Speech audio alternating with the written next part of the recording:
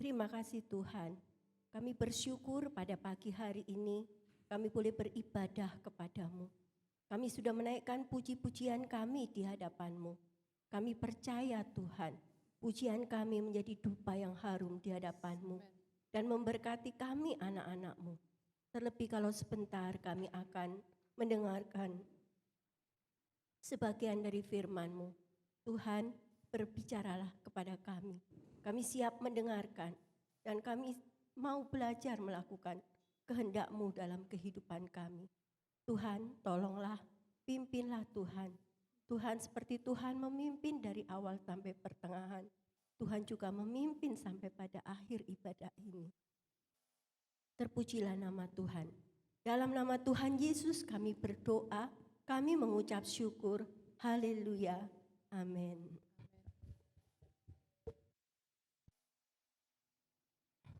Shalom. Puji Tuhan. Saya ucapkan salam sejahtera kepada jemaat yang ada di sini, juga terlebih jemaat Tuhan GPI Kapasari yang ada di rumah masing-masing. Ya, terima kasih kepada Tuhan hari ini walaupun saya hanya boleh bertemu dengan jemaat yang di sini mengobati rasa kangen. Saya percaya jemaat di rumah juga terobati, ya. Dan saya percaya nanti yang lainnya juga menyusul, ya. Boleh berdiri di tempat ini untuk saling mengobati, bertemu dalam kerinduan. Karena memang saya minta maaf kalau dalam Zoom seringkali saya kurang bisa mengikuti. Tapi puji Tuhan, pada pagi hari ini kita mau kembali mendengarkan sabda firman Tuhan. Mari kita siapkan hati kita siapkan akal budi kita untuk merenungkan firman Tuhan ini. Ayat 7 mengatakan, mintalah maka akan diberikan kepadamu. Carilah maka kamu akan mendapat. Ketoklah maka pintu akan dibukakan bagimu. Kalau kita melihat dari bentuk kalimatnya, kalimat ini bentuknya kalimat perintah kalau saya lihat ya.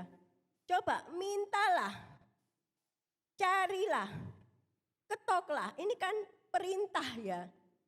Nah, tapi kalau kita lihat dari subjek predikat objeknya, kalimat ini adalah kalimat kata kerja. Berarti kalau kita melihat dari perpaduan ini adalah suatu perintah yang memang harus dilakukan oleh kita, anak-anak Tuhan yang percaya kepadanya. Tuhan memerintahkan kepada kita untuk meminta. Tuhan memerintahkan ini bukan hanya memerintah, saya katakan tadi, tapi juga perintahnya itu dilakukan. Meminta, mencari, mengetuk. Tuhan ingin kita melakukannya itu. Kalau dalam konteks ayat judulnya dikatakan mintalah, carilah, ketoklah, ini berarti tentang hal berdoa. Jadi doa itu adalah perintah Tuhan yang harus dilakukan. Mengapa Tuhan mau mengatakan di sini kalau kita melakukan, katanya Tuhan, ini Tuhan Yesus sendiri yang mengatakan, kalau kita minta, maka nanti akan diberikan. Kalau kita mencari, akan mendapat. Kalau kita mengetuk, pintu akan dibukakan. Artinya, apa yang kita minta itu kita dapatkan kalau kita meminta. Apa yang kita cari itu kita dapatkan kalau kita mencari. Ya. Apa yang kita mau dapatkan, misalnya pintu dibukakan kalau kita mengetuk. Jadi kalau istilahnya secara sederhana itu begini, kalau kita enggak berdoa, ya enggak akan mendapat. Karena ini meminta, mencari, mengetuk tentang doa. Kalau kita tidak berdoa, tidak mendapat. Kalau kita berdoa ya pasti dapat. Jadi kalau ada orang-orang yang bertanya, saya pengen ini, tapi dia tidak menyampaikannya di dalam doa kepada Tuhan, ya tidak mendapat. Mungkin Anda beralasan, Tuhan kan maha tahu. Walaupun saya tidak meminta, Tuhan kan tahu isi hati saya. Tuhan memang maha tahu. Tapi Tuhan mengatakan, lakukan, berdoalah, mintalah. Begitu ya. Jadi poin yang pertama dari bagaimana supaya doa dikabulkan, kita disuruh melakukan doa itu. Apa yang mau kita minta kepada Tuhan? Apa yang kita mau cari? Doakan. Nanti kamu akan mendapat. Poin yang kedua, saya memang tidak terlalu mengerti bahasa Yunani, tapi saya membaca sedikit buku. Di situ dikatakan, mintalah, carilah, ketoklah, itu sebuah kata penekanan. Jadi Tuhan itu mau menekankan ini berulang-ulang. Artinya bahwa perintah Tuhan tentang doa itu memang penting, harus dilakukan. Artinya wajib dilakukan kalau kita ingin mendapatkan sesuatu dari Tuhan. Terus ada lagi pelajaran yang mengatakan mintalah, carilah, ketoklah. Ini kalau dalam bahasa Yunani itu kata kerja yang artinya dilakukan bukan hanya sekali, tetapi terus-menerus. Artinya tekun. Ya. Kenapa? Karena kita tidak tahu jawaban dari Tuhan. Walaupun Tuhan sudah menjanjikan dia akan mendapat, tapi kita kan tidak tahu kapan. Kapan? Makanya perlu yang namanya terus-menerus berdoa. Tekun berdoa. Itu yang diminta Tuhan dalam kehidupan kita saat kita meminta sesuatu kepada Tuhan. Ada ketekunan di sana. Ya, bukan 1, 2, 3 hari kita berdoa, seminggu tidak dijawab, berhenti. Kemudian kita kecewa kepada Tuhan. Tidak, kenapa? Karena ada yang memang 1, 2, 3 hari dijawab. 1, 2 minggu, 1, 2, 3 bulan dijawab. Ada yang bertahun-tahun baru dijawab. Tapi Tuhan mengatakan akan mendapat. Ya, kalau kita kepingin yakin, maka kita akan baca ayat 8. Karena di situ dikatakan, karena setiap orang yang meminta, menerima. Setiap orang yang mencari, mendapat. Dan setiap orang yang mengetuk, baginya pintu dibukakan. Jadi ini adalah jaminan. Ini yang mengatakan bukan saya. Ini dikatakan adalah pengajaran Tuhan Yesus di bukit. Tuhan Yesus sendiri yang mengatakan, Tuhan sendiri. Kalau kita sampai meragukan, itu salah ya. Kita percaya Yesus itu Tuhan. Kita percaya apa yang dikatakan itu iya dan amin. Jadi pasti dijawab oleh Tuhan. Tapi tadi seperti yang dikatakan ayat 7, kalau meminta, mencari artinya lakukan doa, ya karena itu keharusan dan tekun berdoa sampai Tuhan menjawab doa-doa yang kita panjatkan. Jadi seperti itu. Nah, di sini dikatakan dalam ayat yang 9, 10, 11 ini adalah perumpamaan. Mengapa sampai Tuhan itu menjawab doa-doa anak-anaknya, ya, yang dia katakan tadi disuruh berdoa. Karena dia mengatakan, adakah seorang daripadamu yang memberi batu kepada anaknya jika ia meminta roti, atau memberi ular jika ia meminta ikan? Jadi, jika kamu yang jahat tahu memberi pemberian yang baik kepada anak-anakmu, apalagi Bapamu yang di sorga, Ia akan memberikan yang baik kepada mereka yang meminta kepadamu. Saya memang tidak melebar ke Lukas, karena ini ada juga yang di Lukas ya. Tapi di sini dikatakan, apa sih doa-doa yang dijawab? Mengapa Tuhan menjawab doa kita? Di sini dikatakan, karena Tuhan Yesus itu ketika memerintahkan murid-muridnya berdoa, dia mengatakan ketika kita percaya kepada Tuhan Yesus, kita ini adalah anak Allah. Bagaimana kalau kita melihat seorang bapa mengasihi anak-anaknya? Pasti dia sangat mengasihi. Pasti dia mengerti kebutuhan kita dan ingin memberi kebutuhan kita, mencukupkan kebutuhan kita. Ya, jadi di sini Tuhan Yesus mengumpamakan mengapa Dia pasti menjawab doa-doa kita. Yang pertama, karena kita ini adalah anak-anaknya. Tuhan Yesus itu Bapa kita. Kita boleh meminta kepadanya. Jangan bimbang, jangan ragu, ya, jangan malu. Dia itu Bapa kita. Apa yang ada di dalam hati kita, ungkapkan kepada Tuhan. Dan kalau kita lihat di sini, adakah seorang daripadamu yang memberi batu kepada anaknya jika ia meminta roti, atau memberi ular jika ia meminta ikan? Yang pertama, kalau kita lihat konteks di sini, saya melihat konteks ini dibatasi, saya tidak melihat di Lukas ya, bahwa permintaan yang diminta oleh anak-anaknya adalah perihal kebutuhan hidup kita sebagai manusia. Itu yang pertama. Jadi Tuhan itu pasti akan mencukupkan kebutuhan kita, anak-anaknya. Kebutuhan apa saja?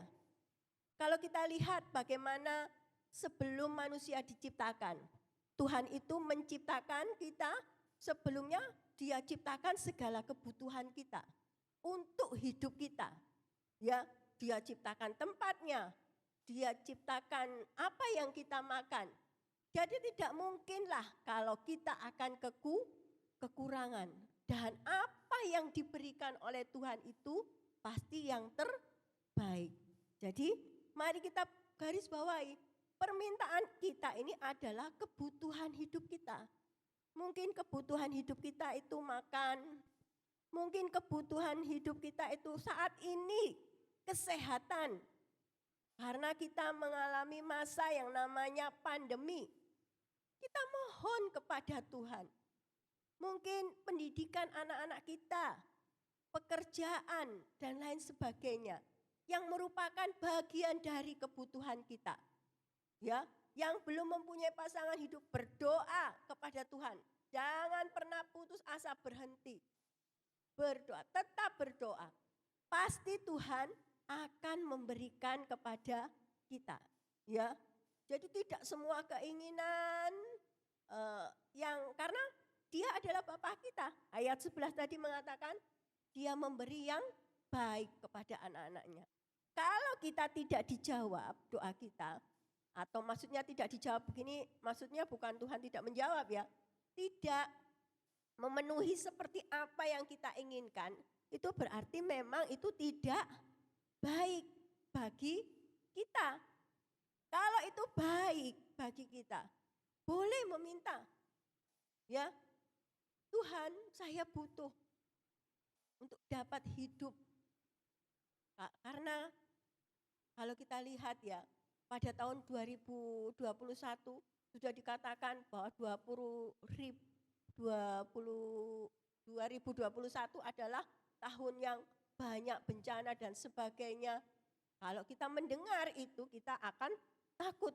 Tetapi kalau kita melihat bagaimana Allah kita, ya, Dia adalah Allah yang setia, Allah yang memelihara. Pasti Tuhan punya cara untuk menolong kita. Ya, oleh sebab itu saya waktu mempersiapkan ini, Kenapa saya tiba-tiba, saya juga tidak tahu. Pada waktu saya tadi mendengar puji-pujian latihan, saya juga tidak tahu kenapa ya kok ya. Sepertinya ada janjian gitu ya tentang anak-anak Tuhan yang mungkin saya tidak tahu. Saya berpikir kenapa ya Tuhan?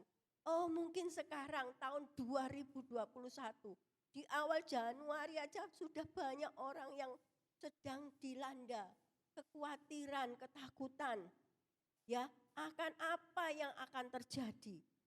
Baik itu mungkin makanan, bisa enggak ya saya akan hidup. Karena pekerjaan sekarang susah, banyak yang di PHK dan sebagainya, sepi. Bisakah? Kemudian pandemi, bisakah saya bisa hidup sampai tahun 2001? Enggak usah yang muluk-muluk ya.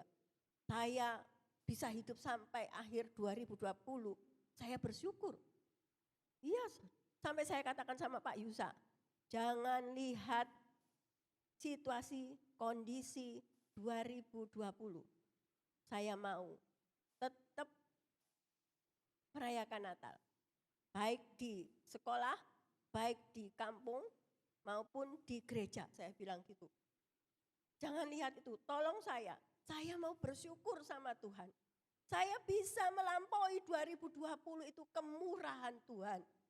Ya, tidak ada yang bisa melihat itu saudara. Kalau saya bisa sharingkan sedikit, pada waktu suami saya sakit, 3 hari sebelum dia masuk rumah sakit, saya itu 3 hari sebelumnya itu pagi ke pasar merasakan geleyang-geleyang. Saya takut, sudah mulai, waduh saya jatuh di jalan, diangkut saya, masuk isolasi. Ya, walaupun saya belum tahu suami saya itu pandemi waktu itu. Kemis pagi belum terasa. Ya, saya diminta beli buah, cuci tangan karena antri saya duduk. Karena saya takut jatuh pingsan. Saya beli buah, saya pilih buah itu sambil duduk. Karena apa? Saya takut pingsan. Tidak ada yang tahu.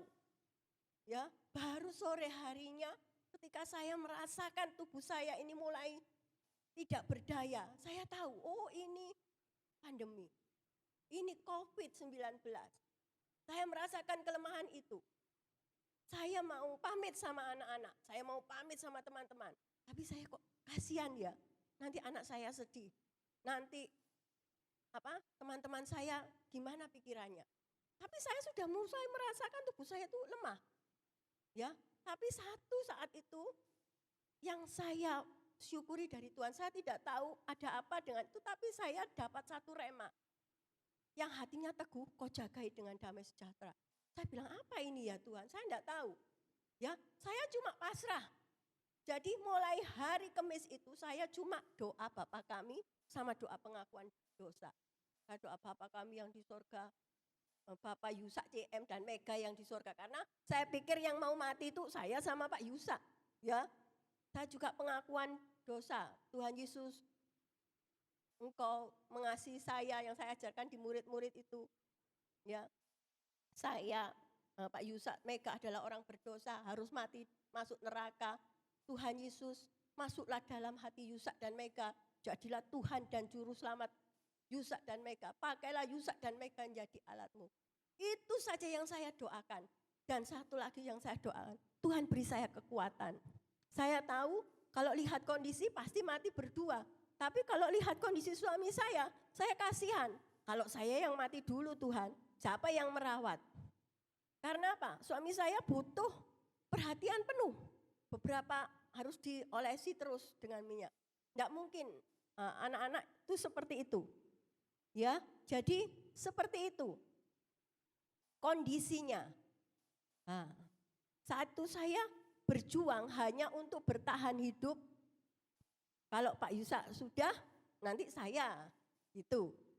Tapi ternyata Tuhan punya rencana lain ya.